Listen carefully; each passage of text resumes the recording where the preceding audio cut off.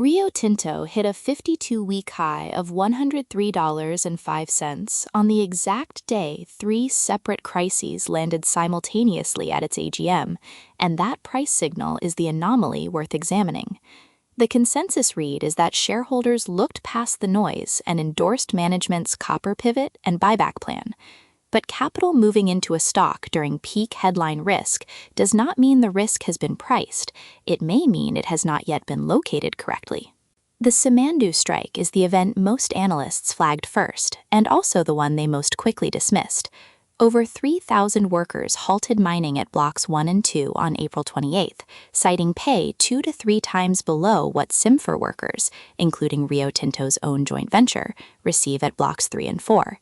Rail and port operations continued, so the near-term export disruption was limited. That operational buffer is why the market shrugged. But the buffer obscures the structural problem. Guinea introduced a unified pay grid in 2025, and Baowu's failure to apply it is now a compliance gap inside a sovereign mining regime that Rio Tinto depends on for a project targeting 120 million metric tons annually at peak. The strike did not move the stock because it did not stop shipments.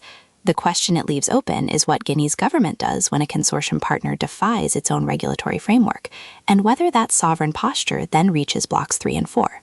The water controversy in Western Australia carries a different kind of risk, one that corporate statements tend to absorb without resolving.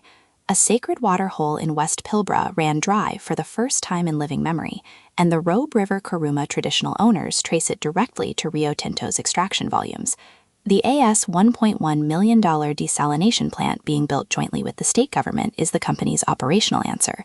But the 2020 Juukan Gorge destruction, which cost the CEO, chair, and multiple executives their positions, established that operational fixes do not contain reputational and governance consequences when the damage is to culturally irreplaceable sites. The Jesuit divestment signal is the factor that changes the valuation logic most, and it is the one receiving the least capital flow attention. Faith-based investors are not price-sensitive sellers. They move on conviction, not momentum, which means their exit is typically slow, deliberate, and followed by peers operating under the same ethical framework. The Jesuits in Britain cited water contamination at Rio Tinto's Madagascar mine, where environmental groups report uranium and lead concentrations downstream, as the primary trigger.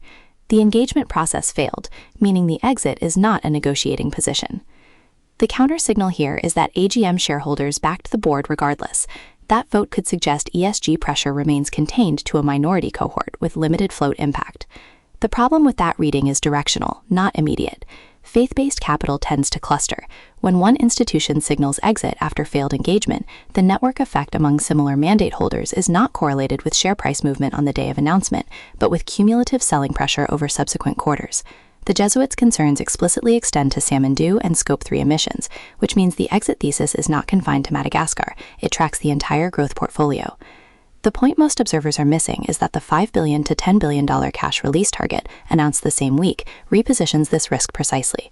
Rio Tinto is optimizing its asset base for capital return, buybacks, and portfolio tightening at a moment when ESG-motivated sellers are reassessing exposure to the assets being retained. If the assets being unlocked are the cleaner ones, and the assets being retained carry the ESG liability, the cash release program may be amplifying the concentration of contested holdings rather than diversifying it. That inversion, strategic clarity creating ESG concentration risk, is not yet part of the consensus valuation framework. The $103.05 high is only sustainable if the three risks stay structurally separate, because the market priced them as independent events. The scenario where that separation holds: the Simandou strike resolves through Baowu applying Guinea's pay grid, the desalination plant provides enough political cover on the waterhole dispute to delay formal regulatory action, and faith-based divestment remains a slow bleed below the threshold of institutional contagion. In that path, the copper pivot and cash release program dominate the narrative through the remainder of the year, and the AGM vote becomes the reference point that contained the damage. The scenario where the separation breaks is harder to price because it requires a convergence trigger. Guinea is the most plausible convergence point. If the sovereign government escalates against Baowu over the pay grid violation, that escalation necessarily reaches the regulatory environment that SimFer, and therefore Rio Tinto, operates within. A government that has waited decades to monetize Simandou does not tolerate compliance gaps indefinitely once exports have begun and leverage has shifted to the state.